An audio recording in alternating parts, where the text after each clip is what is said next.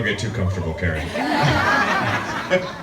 And no, that's amazing, and that's fantastic. What a cool thing, huh?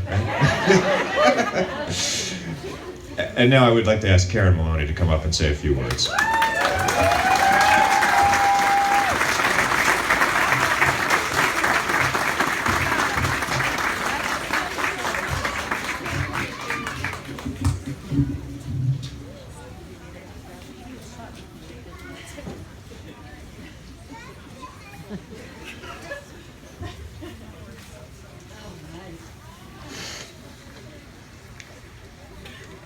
I can't believe.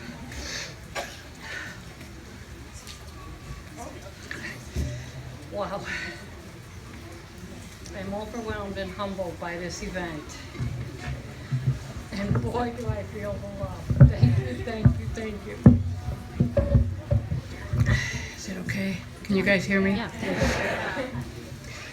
16 years ago, I did something that changed my life in ways beyond I could have imagined. I thought I was buying a job.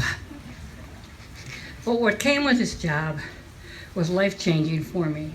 I became a part of a community that I became very quickly invested in. Every March upon opening, after the winter break, I looked forward to seeing all of my customer friends. It was so cool watching the kids sprout up from the years before. One of my favorite transitions was to witness the kids who would come in and hide behind their parents. And then a few years later, they would come in by themselves, and before long, we were actually having a conversation. It was so cool. If I remember correctly, Jonathan Caden was one of those kids. He was 7 years old when I met the Caden family. Excuse me. John was the quiet one. The family quickly became one of my favorite families, as I do have many, many of my favorite families out there. John slowly began to open up on his visits, which were many. I was quite pleased when John came in for an application. He was a fabulous addition to the crew. I cherished my time with John at DQ, getting to know the young man he was becoming.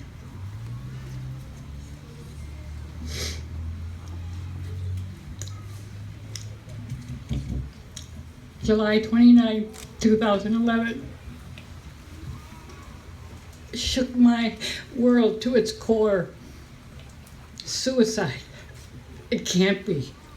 It must be a mistake. Jonathan is gone.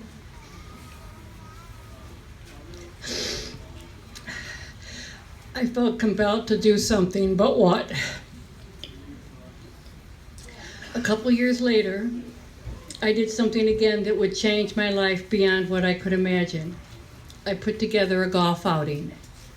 Yes, me, who had never organized any type of fundraising in my life.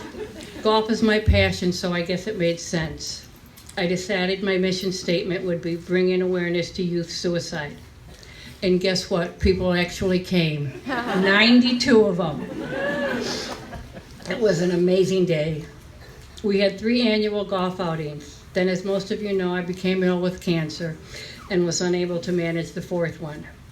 I am happy today to announce the return of the Dilly Bar Golf Outing.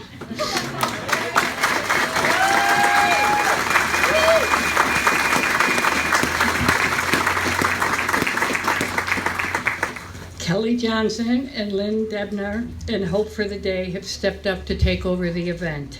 This is a huge undertaking, and I know they can use some help. Anyone interested, find us and we'll hook you up. I sure hope I am there to help out also. A couple of months ago, I did something fun, not realizing and certainly not expecting it to possibly change the trajectory of the golf outing, which was something I had tried to figure out as I was feeling I had tapped into my own corner of the world. I read and responded to an article in the Tribune by a columnist that I never miss reading. His columns are witty, insightful, and sincere, and he sprinkles them with just the right amount of sarcasm. This column was about his love for ice cream, traditional ice cream, Dairy Queen ice cream. He asked Dairy Queen to make him an ambassador. I offered, he accepted. Then, the he I am speaking of is Rex Hupke, aka Mr. Ambassador.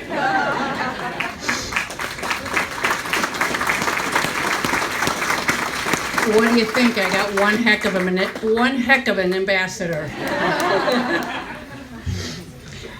I don't have an answer for the prevention of suicide. If I believed the answer could be bottled up, believe me, I would find a way to do it. But it can't. So I will continue to do what I do, and that is bring awareness to youth suicide. And if each one of you tells someone about our event today, you are helping me do that. Let's start by talking to each other face to face again as we used to do. And remember, it's okay not to be okay. Suicide is permanent. I can't say enough to express my love and thank you to Judy Koziel. Where is Judy? She is such an amazing woman. Dee Dee Porter, Debbie Del Grasso, two other amazing women who assisted Judy. There's Dee Dee, where's Debbie, there's Debbie. I mean, look at this is so cool. I want to thank Rex, Mr. Mayor, Tom Skilling, and everyone else who helped put this on. Can you all feel the love when we come together for a common cause? I can feel the love here. Lastly, I want to thank my family, my sisters who have been with me every step of my journey. And now comes my biggest thanks, my mom and dad, who at my diagnosis said, wherever you go, we will go with you. Now you can imagine as a 60-year-old woman, this is probably not something you want to hear. But can I tell you a secret? I'm actually enjoying it. I love my babysitters and sharing this time with them. Not a bad way to end. I wish I could thank every one of you personally for coming. I got a bunch of you, but let's just keep talking to each other. Let's say, I'm having a bad day. Let's not fake it anymore. And Jonathan, you are in my thoughts almost every day. I love you. Thank you.